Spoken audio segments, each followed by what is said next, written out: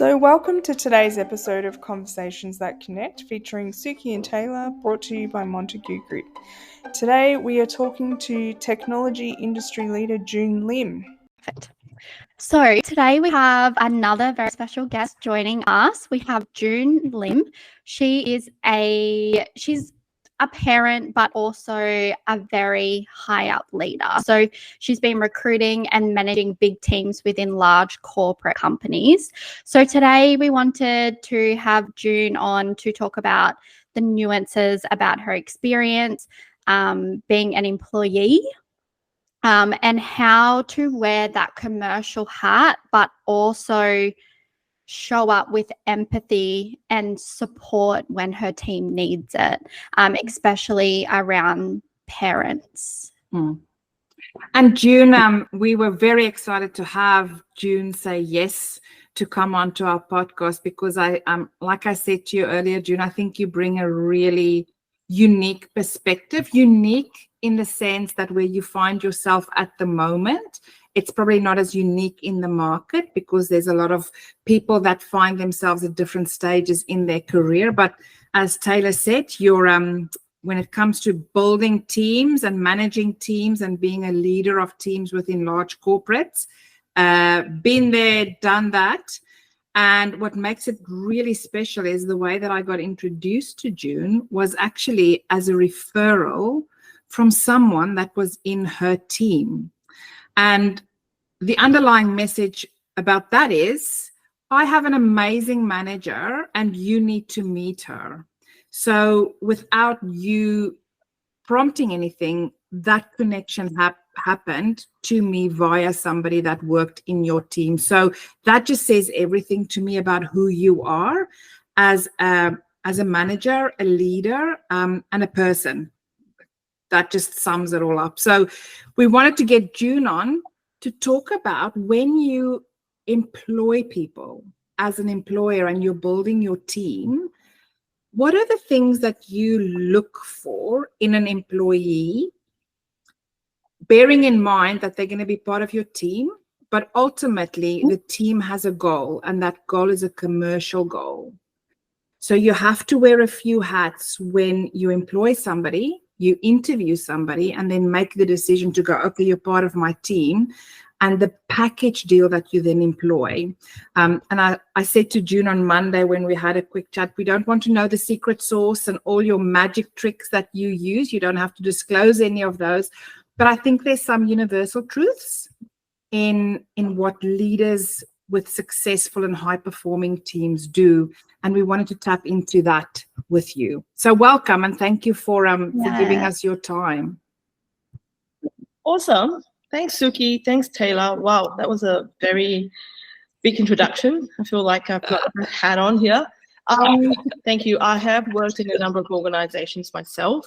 I think for me, I just want to note that I'm actually, when people say they're a real people leader, I actually mean it. I actually care for my guys. I actually have a very clear, genuine concern for each and every one of them. It could be male, female, different countries they came from, wherever they're based, whether it's Australia or offshore. They're all very unique and individual, and I like to stress the fact that they're all very different with different skill sets. So when I go into an interview room, I look at the role I'm actually recruiting for, and I have my tech leads or my experts next to me to ask the very technical questions to them.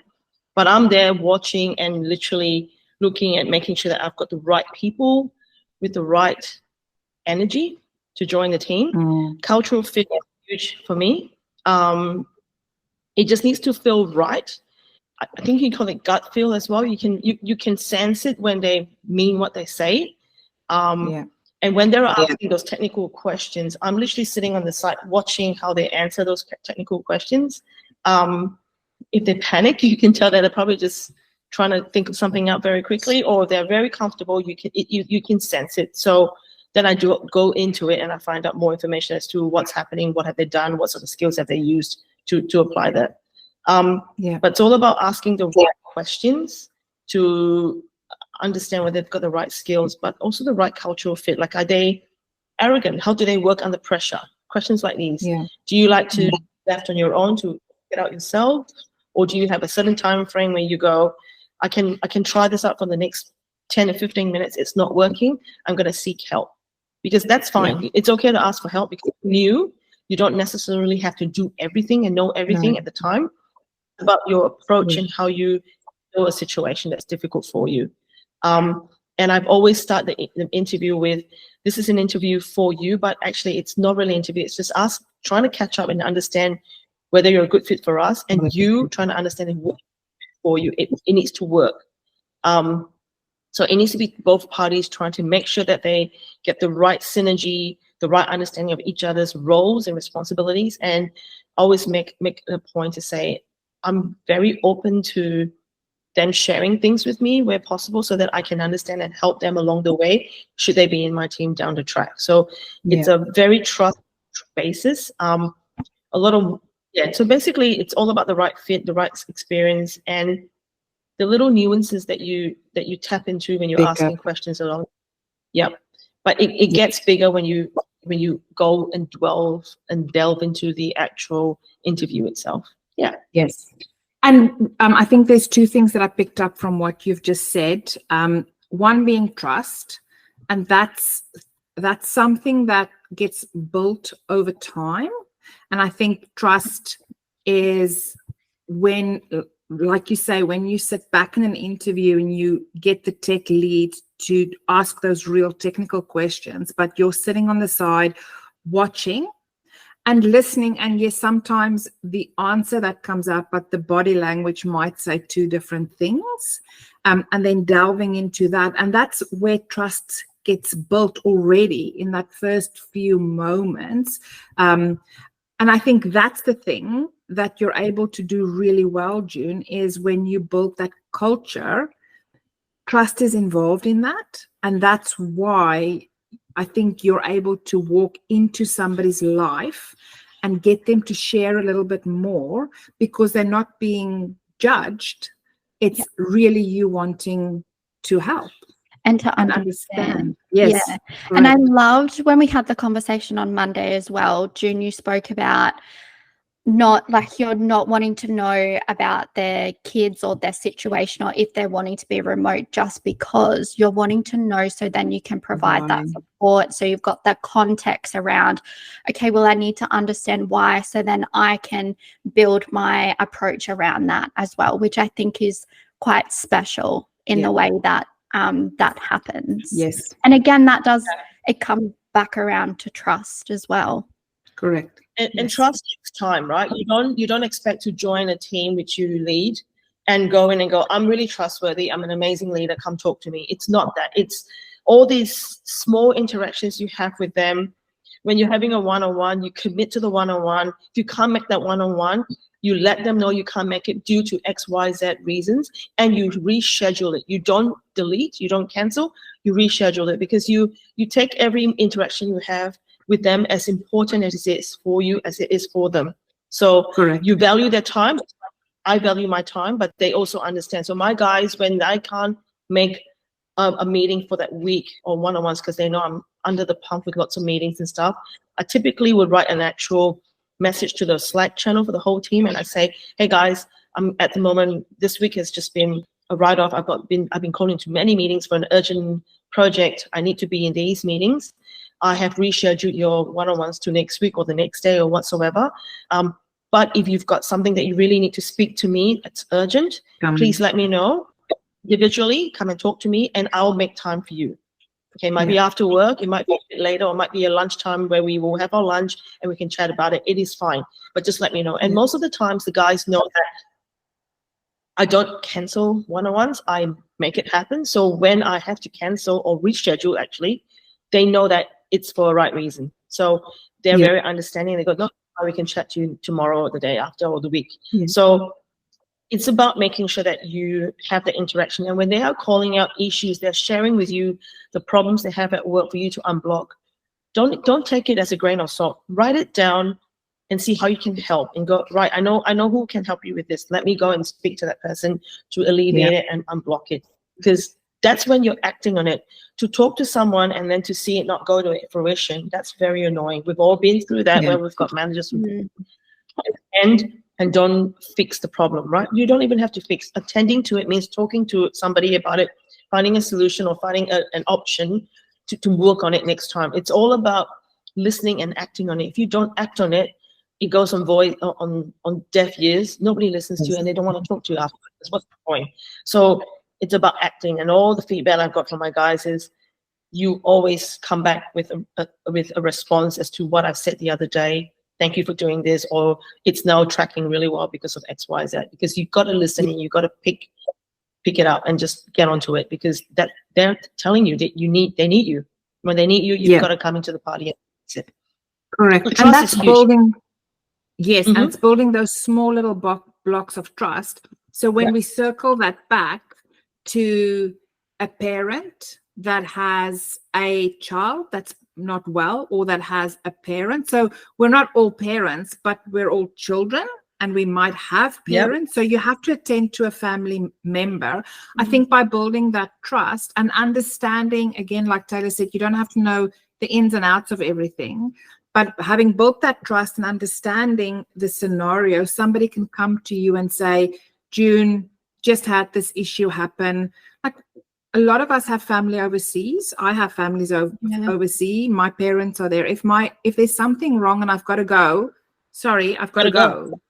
Got to go. So, but not all environments make you feel comfortable to have the conversation. You almost feel guilty in having that conversation.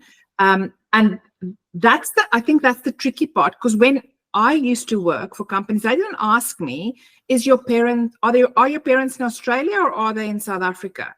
And if they get sick, what are you going to do? Like, that was never discussed. That wasn't part of the interview, which it shouldn't be, but it's part of who I am. So when you're employing somebody and you have that environment, how did you deal with that? When you had tricky situations, because it's not black and white, it's gray. Yeah. You've got to just put on the hat of the other person's shoes. You're literally stepping into their shoes, right? You need to understand that if mom and dad is sick, you have to go. You have to go home. But what I'm seeking for is enough notice where possible. Sometimes you don't have notice. It's tomorrow. I got to fly out. It's the trust, because if you build that trust, you know that when they come to you, it is bad. It is bad. You don't second guess it. Second guess it. You go, yep. How can I support you? What do we have on right now? What are you working on? How can I take that off you and give it to somebody else? Can you provide me with a handover to somebody right now, so then you can get packing and head off overseas to your mom or dad? And because they know that you are supporting them, they'll do everything they can not to mess it up. So they will absolutely make sure that they provide the proper handover, because you're helping them. They will help you make it as smooth as possible as well. So it's a two-way thing, right? Like, it's all about the communication, right? Your comms, that every interaction you have with them is so important. It could be a negative feedback, but providing a constructive feedback is so much better than just providing with, this is not what you do well with. So the fact that you can build the trust based on them telling you that this has really happened, I really need to go. You need to go. You have to go. Book your flights right now. When is your flight? Okay. Let's work on this. Can we get XYZ to come and get the handover from you? Are you available at this time? It will take half an hour. Get your notes ready and off and download it. That's what happened to me. Somebody that had to head off because his wife's grandmother is not well. They had to fly out. We gave them the option of going, get what's left on this project, give us the information, and off you go. And don't think about work. Just go off for that 1 week and help support her, support the kids. It's going to be hard, but go from there. But it's the understanding and expecting that people understand that you understand the situation as well. I think communication is very, very important. And then when that happens, you communicate to the rest of the team. You let them know, not enough information. You don't have to say, just say, so-and-so has to leave very urgently overseas back home. They're going to be away for a week. This is what's happening, but we have a plan of attack. This is the plan of attack. We've got X, Y, Z covering for this person in the meantime. So everyone working on that project is not going to get stressed that this person's leaving. It's just all handled properly. So you've got end-to-end managing the staff who's impacted, managing the project that's impacted, giving steps to ensure that it's all covered and it's still fine. So Yeah. it's just people 101 for me. It's just making sure that you encompass that care and consent and empathy. Like, stuff happens. Kids fall sick. Life. Fall at daycare. Not well. They got to be picked up from daycare. Go. Send me a text if you can't get me because I'm stuck in meetings. But please go. Don't wait for me to approve it. I trust you to make the right call. You go and come back and we can talk about it. Do you want to work time? Do you want to work extra time this afternoon or this morning later? Or tomorrow morning? Whatever works. Let us know how we can help and how we can support. And the team helps. It's such an amazing thing. Sorry, I was just going to say, it's such an amazing thing to have someone say to you, don't wait, I trust you. Yeah, that's huge. Yeah. That's huge. And June, you've hit it on the head where you said when you create that environment of trust, it's not just from you trusting them, the employees and your team, it's them trusting you as well, and that they will do the right thing by you, because if they don't, that trust is broken, which is so rare. I've seen it happen in organizations, and I've seen it go really, really well, and I've seen it gone really, really bad as well. I want to ask you, when it doesn't work, when you have an employee that went through the process, or maybe you inherited a team, which sometimes you don't have the luxury of building your own team. So you've inherited a team and it's just not right. How do you handle maybe a situation where there's somebody that you go, okay, you're pushing the limits now? How do you handle that? I've always, from day dot, when I introduce myself to the team, I've always explained to them that I'm a very honest and a very transparent manager. You will never receive a bad feedback from me at your performance review. You will always receive ongoing and on the spot where possible feedback where you're allowed to explain yourself, fix it, or talk to me and talk it out. So for me, it's all about the instant where possible feedback. I've had to give quite honest, not very nice feedback to people because they need to hear it from my point of view as to what they've done to make the matter worse or better, right? So for me, it's all about talking in a respectful manner. Don't need to yell, don't need to shout, just talk about it and just tell them this is actually really important for me, but important for them as well, for their career. You know, the way they speak to people, how they're addressing this situation. We don't ever throw anyone in the team under the bus. Never. You never ever say X, Y, Z, this, that's why we had to roll back the work. No, we talk about the fact that tell me what the problem is. I will then communicate upwards that the team has done X, Y, Z. We are rolling back the work. This is what we're going to be doing moving forward. This is what we've done, taking steps to make sure that this does not happen again. You'll never hear bad news, the name linked to it, because it's stressful to be in that sort of environment where it's a dog eat dog walk. I don't work like that in the team. So it's so important to then provide the feedback for them to fix and work on it, right? So for me, it's all about ensuring that when you have that feedback, you also open up the idea of them speaking back and telling you their point of view, because there's always two sides to the story. Two sides, okay? Or three. Oh, three. Actually, it's a lot of sides, right? You want to understand it. And if you disagree, you also need to disagree amicably, okay? There's ways to do it, so you don't just go, well, it's my way or the highway. You cannot do that. You have to make sure that there is a reason, there's a protocol as to why we're doing it this way. Why are you expected to act the way why you shouldn't be acting the way you are, and provide feedback, and then give them steps on how they can do better. And be reasonable. Getting a feedback and giving people time to change, not expecting the change to happen within the day or the next week. People take time. So monitor. You say to them, let's check in again in a week's time or 2 weeks' time on how you're going, how are you feeling after this? Talk to me about this, right? And don't just shut it down. You got to be open and go, that feedback the other day, how are you feeling now? And they can tell you, and you go from there. And they still don't come to the party, then you really have to try and coach and train and get your leads on board. it can get quite difficult, guys, managing people, because but you also need to understand what's happening at home. Sometimes it's what's happening at home that's getting them so uptight and so frustrated and all of that. So it's not just the one thing. It could be work, it could be family, it could be kids, it could be mom, dad, wife, you don't know. So when you get that trust and people start talking to you, it's much easier to then find a way to help. It's all about coaching and mentoring and making sure that they come from a good place, and the feedback is coming from a good place. I'm not here to give you feedback for the sake of it. Like, it's not fun giving, not very nice. We all know that, but it's about constructive. Constructive feedback. It's a problem, that what you've observed, ask them if they agree with it, and then work on steps to try and make it better. And have that trust. And if you, correct. Better. And the trust is the underlying thing, and that's so difficult to create. But once you have it, it's the most valuable thing within a team to have. And you hit the nail on the head. And we keep speaking about employing a package. You don't employ just Suki. You employ Suki, the mum, the daughter, the wife. It's a package deal, and there's so many facets to your life, and work is one of them. And it's a big facet that you have to bring who you are, but also the package deal to.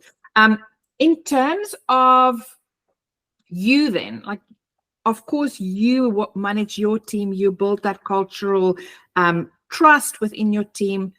But above that level, June, you are also part of an exec team. So you're also a barrier sometimes to protect your team and to make sure that they can operate within this environment that you've created. But as a person or an employee, you're also part of a team above that. So that makes it tricky, because you're also balancing what's happening above, what's happening below, what's coming in from the side, what the other pressures are.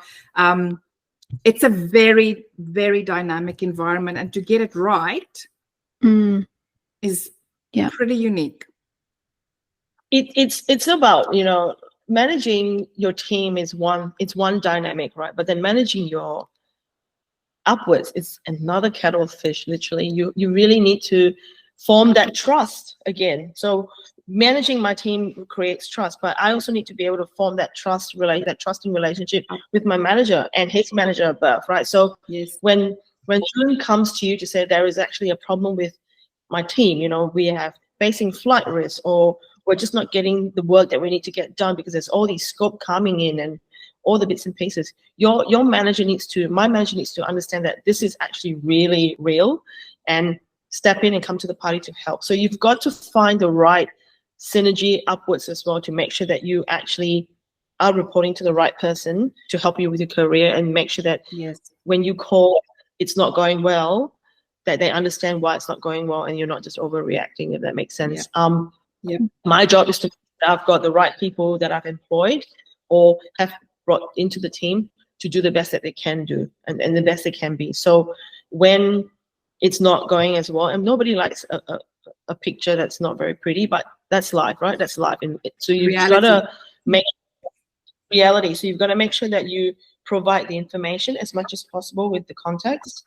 And I don't think people like excuses, so we don't go excuses. We just explain the situation and have steps as to why we're doing it this way and mitigate it, if that makes sense. So tell them the problem, give them the solution, give them options, and we move on. We don't dwell and go on and on about it, because they're all very busy. The guys above me and myself as well included, and Mike also busy.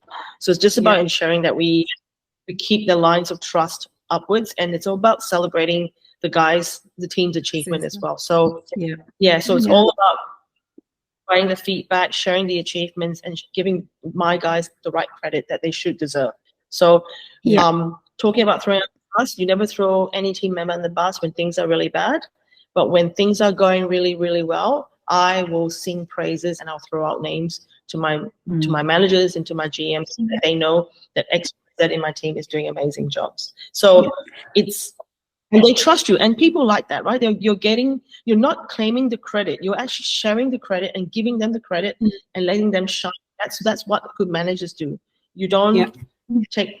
I've seen that before, and it's just an awful feeling.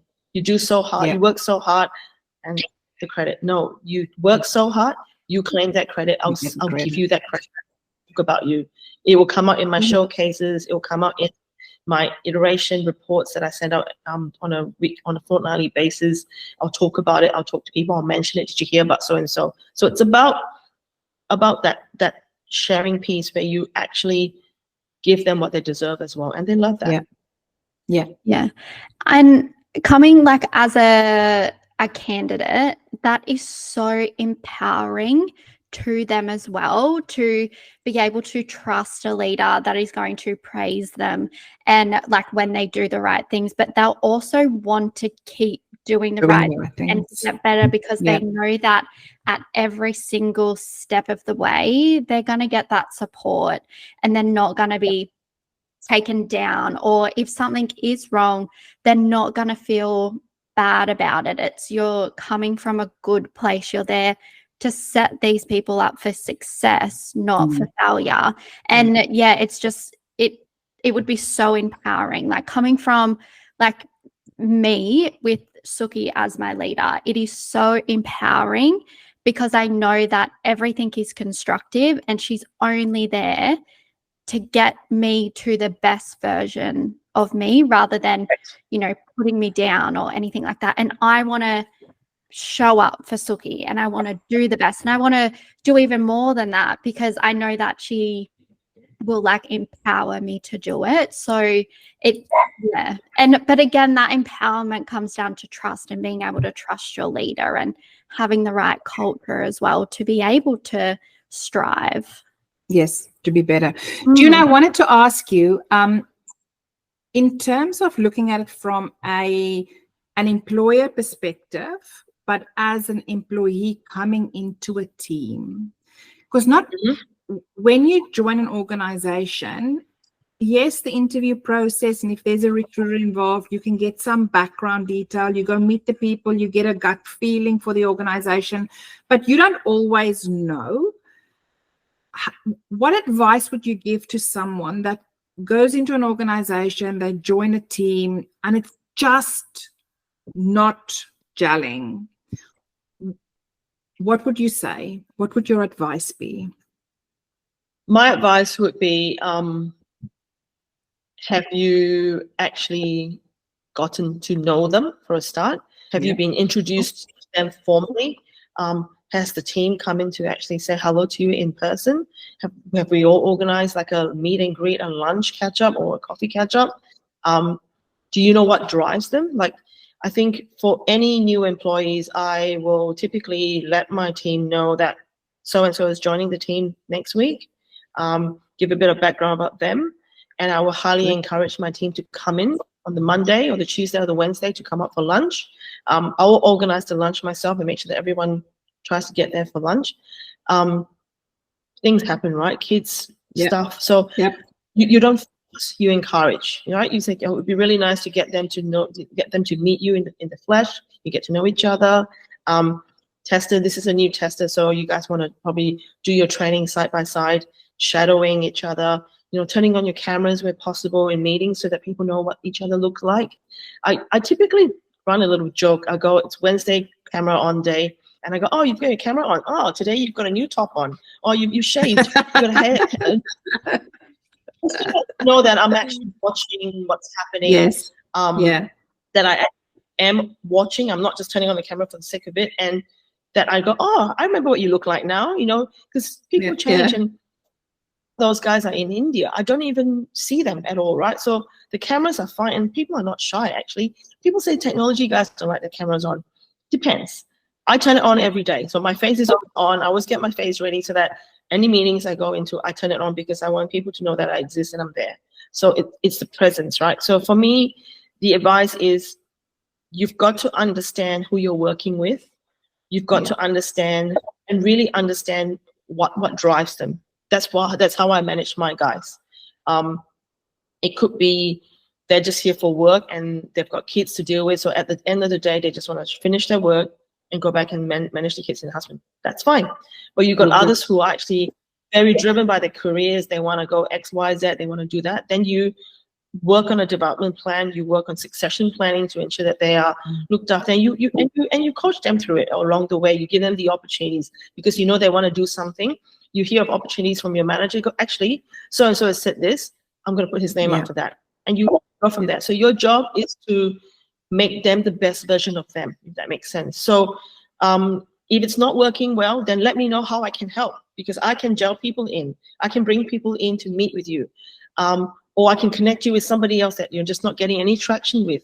You've tried to meet with them and just always so busy. Well, guess what? I'm going to come in and just go, mate, she's new, help her out. Let's have a chat. So it's all about getting the right connections and the right people to help and make you feel part of a team.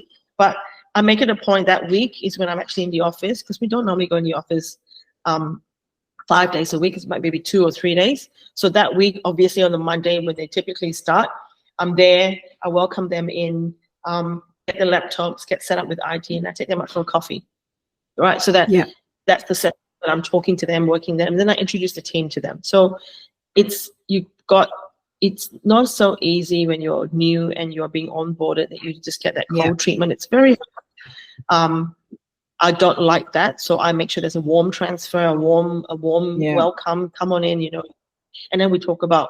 And then when we have a team meeting that day or a retro or a stand-up, we bring them up. We say, look at this. She's new. She's here. Tell us about yourself. So it's that whole wholesome, well, you're part of a team. You're here. Welcome. We really need you. Let's do it. Let's make it work. And June, you've been in your positions pre-COVID, post-COVID. You've managed teams before that, during that, after that. How, in terms of, and this is maybe stepping away a little bit from the parenting side, but just managing teams. And I know for myself, I love working from home and I can manage it. I do really well. Taylor is exceptional in working from home. Not all people are. How do you manage that dynamic when you have kids at home, life happening, it's holidays, next week is holiday for Queensland schools? How does that dynamic play into, at the end of the day, we have to make money. There has to be a bottom line, because if we don't do that, then we don't have jobs. Yeah. Oh, easy. Like 2020 COVID. Oh, that was terrible. I remember being sent home that afternoon, and I had to send my team home, and I said, oh, this is going to take 3 weeks. And then 3 weeks left. We'll be back soon. And it just kept going, right? And I was struggling because I love dynamics. I love being around people. So I myself was struggling. So I actually created a quiz, almost like a photo quiz. I got everyone to send me photos of anything: shoes, books, plans, food you cook, food you buy, coffee that you make, anything. And I made it a daily game for my guys at the time. Like, we got to know each other's interests. Love that. Love it. Same. That you cannot believe. I had a dashboard. I had names of my team members, points attached to it. It could be a question about my coffee cup here, and I go, hang on, easy. Who shared this photo? What's in it? And tell me, is it a morning cuppa or an afternoon cuppa? And then they start guessing, and then the person that shared the photo will basically disclose their photo and talk about it. We had people who could plan plans, and plans would never die. I had people like myself who would kill plans. So I would take photos of them because they just don't live. So I'm looking at Taylor's plant there, real, looking really, really good. A little bit, somebody loves gardening, somebody just doesn't love gardening, they don't have a green thumb, all of that. So we learn so much, and somebody loves reading, they will take photos of the books that they're reading and talk about it. So we got to know each other so well during COVID that we didn't feel like we were away from each other. We actually got to know each other more. So that's one way. I used to have a lot of video calls during the COVID time so that we remember what each other looked like. I call it remember what each other looked like. My son would come and say hello because he was at home with me. My other colleague son would come and say hello, and over the call, it is fine. You understand? We're all working from home. We're all homeschooling at the time. That was awful. I hated it. Yeah, that was awful. New respect for teachers. I had a Trello board between my son and myself. I go, what do you want to do today? we'll put that on the board and we'll commit and we'll get it done so that we can get it to the done column. So he loved it. And remember my husband, a Trello board? Why? I said, I just need him to have it's school. It's still school here. Yes. It's just mommy and daddy school. It's happening. You can do your yoga, you can do your maths, you can do English, but we got to get it done. So it's just understanding it. So I had my staff that just had that little team members come and join us in our meeting. It is fine. Unless it's secret, it's obviously if I'm meeting with my big GM and stuff, that's when I go, you need to go to that corner. Stand over there. Don't make a noise. The iPad comes in very handy. Go into that corner. Do not come near mummy. And mummy's got a very important meeting, right? Yeah. That's life. But I think it's the management of that. And then after COVID, it's trying to get everyone back into the office. Now that's hard. That's really, really hard. Yeah. You might have team members that actually enjoy that, and you have team members that don't actually enjoy it. So what I did was I created a Slack channel again that told everyone what the days that people are coming in. Good. And people like to come in when there's people that they know, their friends that they know. So I want my guys typically in Tuesday, Wednesday, Thursday, or Tuesday, Wednesday, or Thursday. Can if you guys want to see me or meet with your other colleagues and have lunch, let's do that. And I try and organize lunch. So the next people come into the office fraction. So it is, you've got to get work going, right? So you've got to work around things to make it happen. Kids or no kids, they're going to be like, if he's here right now, my little man, he'll come and say hello, and you were like, oh my God. But it's what it is. But not because it's life and he's part of your package deal. That's the reason. I actually think it makes you more human to the viewer going, oh, when you hear, oh, she's a mom, you hear it, but it's not actually reality until he pitches up on the screen. You're like, oh yeah, it's a mom, she's a mom, or he's a dad. Like that's, And I'm very open. I'm very open. I'll go, got to clock off right now for an hour to go and see him swim at the school. I'll let you guys know how he go later, so they know he exists. They know he can swim. And then when my team members are saying, I've got to clock off now, it's Mother's Day, I say, oh, have a great Mother's Day at daycare. Send us some photos. So it's about really being part of a family almost. Like share with us how it was. The first Easter hat bunny parade thing, amazing. Go have fun with that and let us know. So it's trust. You trust that they will log off and but you also trust that they will come back and get that work done. Don't push it. Don't push the boundaries, right? It's always that trust that you get your work done. There's no issues. It's all about that. So you're a mom, you're a dad, you have to go and do some of these things. I don't want to deprive you of that because I myself do it as well. So if I'm doing it, I expect people to be able to do that as well. And obviously to a certain degree, push it. I mean, don't take advantage of it. Yeah, correct. And I think it's leading by example. It's like when you say you're going to watch swimming and you'll be back in an hour, that you are back in an hour. So you're setting the example of, I trust you to go, but you also have to come back and do your work. And again, it's trust and setting the example. And also, as you were speaking, June, I think it's just being aware of yourself being a human. Like you're a human being at the end of the day, and we're working with human beings, and you're not more precious than somebody else, and you're not more important than somebody else. Yes, your job might require you to do more important things, but as a human, you're not more important than somebody else. And I think that without you having to say anything, it comes across. I respect you as a human, respect me as a human, and we'll create this trust environment, but there will be consequences if you push it. And you will know straight away, like you said, that ongoing communication, you will know when I think, okay, swimming is not 4 hours. It's maybe an hour and a half. And if you're running late, going, hey, I'm sorry, I'm running late. I'll log in at 15:15, or I'll do my extra hour after work. So it's that give and take. Yes, absolutely. But also no consequences. We're all equal, right? So I don't have this. I've worked with managers where there's this hierarchical thing, and it just makes it really awkward for me.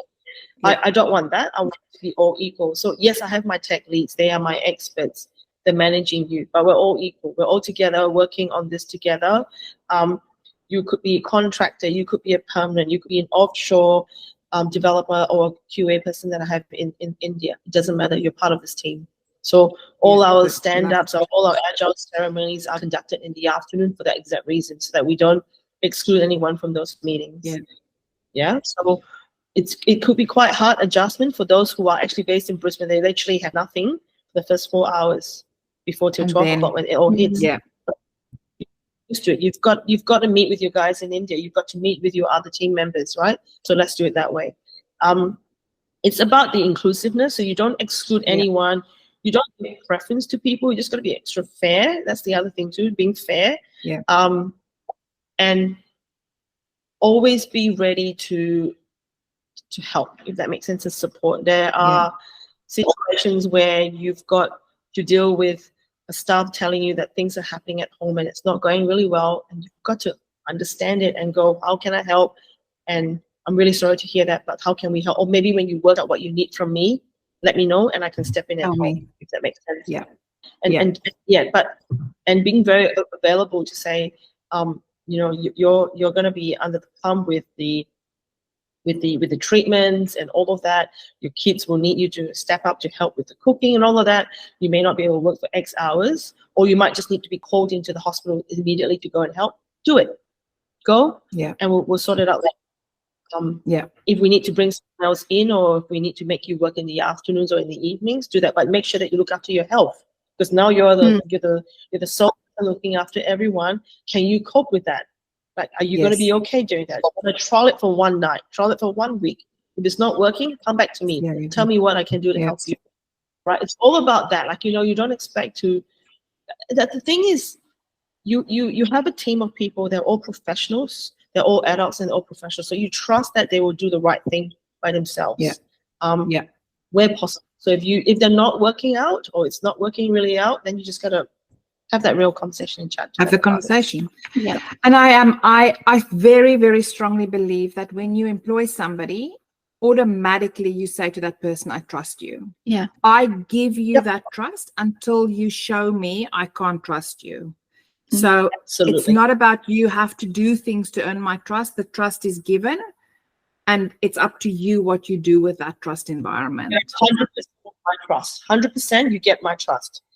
And then it starts going down. This is when we will have conversations. This is where, and micromanagement is not my style. Been there with other managers that were like this, and it was not fun. Not fun for all. It takes a lot of time. It makes people second guess their roles and their jobs, and it's just not a good feeling for anyone. So you can't micromanage. When you start micromanaging, that means it's a sign for you to think about what's happening. When June steps in and starts micromanaging and why, how many hours you spend, that's a sign that it's not working. Typically, something's broken. Something is broken. We need to come back to the party. We need to work it out together. We need to reestablish that line again and work out what's happening in that space of yours and mine as well. Correct. So as well, I think it's all about just being available and being just being really genuinely and real. Like, you've got to be that person, and then you're a mom. You've got kids. You've got things to deal with at home. You don't have to always put on that very brave front. You can just say, today was a really terrible day, my little man. Whatever. It's okay. Let's talk about it. Then people go there, she's real. She's a mom. I don't wear this every day. I wear my home clothes, right? I'm a person. Like, being, right? I'm a normal person like you and me. Like, we're mom and dads. We take our kids out for swimming and all that. It's part of us. DNA. It's our DNA. Absolutely. I agree with that. And I think you've summed that up. It's interesting that this conversation went to the trust, respect, being authentic, just those, it's such basic values, but huge. And I think too, sometimes they do get lost. Yeah. They get lost a lot. within teams and within people too. So and it's when those egos step in and I'm more important and there's hierarchy. And like you said, people become unsure when they're being micromanaged. That's when it feels like the apple cart gets unstable. And it's almost an old way of managing is if I don't see your bum on the seat, you're not working. Yeah. Well, that's not true. It's not true. So, and that's where the trust comes in. And that was an interesting observation I had in COVID, where some of my clients were like, no, they have to work 5 days a week in the office. We have to come back to the office. Why? You've had 2 years of people not working in the office. Why? And for me, it was trust that people will do the right thing. And if they don't, then you have the conversations. But not all people are wired that way. And I think that's why we got along so well, June, because your brain's wired like mine. I love it. I think it's with how you want to be spoken to and how you want to be treated. Correct. Is how you return that favor back. So you've got to literally go, if I'm going to receive this really awful feedback, how do I want to hear it? All right. So you state the facts. What's happened? This is why it happened, the way I think it happened. Can you tell me your point of view? Am I right? Am I on the right track? If I'm not on the right track, please tell me. Please let me know, because I'm seeing it a different way. So talk to me about it. And it's a discussion. It's not me telling you. It's not dictatorship. It's not that. It's two ways, communication. Let's chat about it. Okay. Now that we've acknowledged that, yes, it was a problem, how can we fix it? How can I help you? What do you think it should be done? Do you want to have a think about it over the next few days? I can come back to you again. So it's genuine care of you wanting them to do their best and be the best that they can, because they represent themselves, but they also represent me. I need to have the right people with me on. I need to know I've got the right people to be able to represent me. So it needs to gel and work. And once you have got that sort of trust, everything else would work, if that makes sense. It's yes, it does. It's almost like said, right? You want to be your best version for your boss, just like you want to be best version for yourself. So you will give back as much as you can. If Suki says, I need you to really do an extra hour because something's really, really, really bad is happening, we need this done urgently, you'll do it. But you know, Suki will say to you, please take that 1 hour back in the next few days. It's up to you how you manage it. And that's how I used to tell my team. We work sometimes long hours, but I trust you that you will take that time off, because it's your time that you're entitled to take that time off from us and take time off and work off earlier. I don't care. I'm making my guys go 3:30, guys. You've had a really big week. Go. Yeah. Oh, I've got to finish this. Finish and go. I'll come back to you in the next half an hour. Go. Yeah. So it's Sophie always says exactly. And we're not brain surgeons. Yeah. Nobody's going to die. Nobody's going to die if you don't finish this piece of work right now, or if you finish it tomorrow. Nobody's, unless it's urgent, yes. But if it's not, no one's going to die. Correct. Absolutely. June, that was powerful. Wow. Very, very powerful. Thank you. I love it. I knew people. Yeah. And you know what? When you say you love it, you can actually see the passion you have for it, which is infectious. Yeah. And that was when I thought about this, I'm like, June is the perfect person to talk about this, because you embody it. It's so, I think it's important for you. It's really important for you, but it's who you are. And it comes across. I was 100%. And I'm sitting here watching, and I'm just thinking, like, I want to be that leader. I want to be a leader. You're aspiring. That's who I want to be as a leader. So thank you for your inspiration. And I'm sure our listeners will also feel that they want to be a leader like you as well. Awesome. Thank you. Like that's very kind, but yes, thank you. It just comes naturally to me. Like I just love it. Like I can't. You can tell I love it. Being at a desk and just doing my work and not talking to people, not having my guys, it's just weird. Maybe I could one day, but no.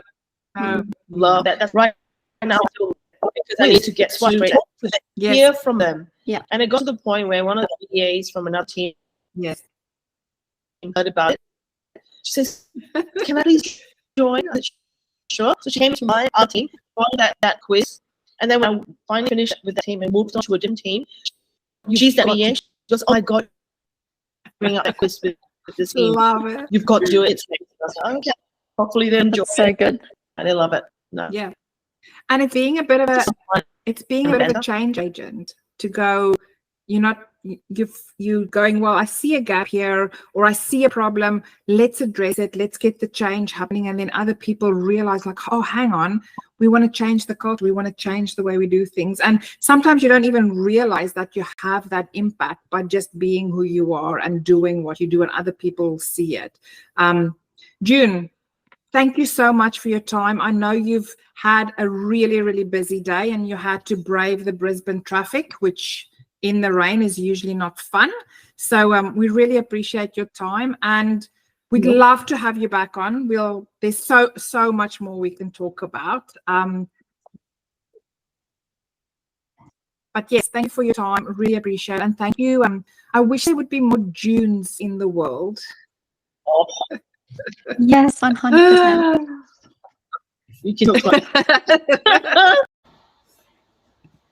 So that's it for today's episode of Conversations That Connect with Montague Group. To join past and present conversations, make sure you follow us on LinkedIn, Facebook, YouTube, and Spotify, and let us know what you would like to chat about next.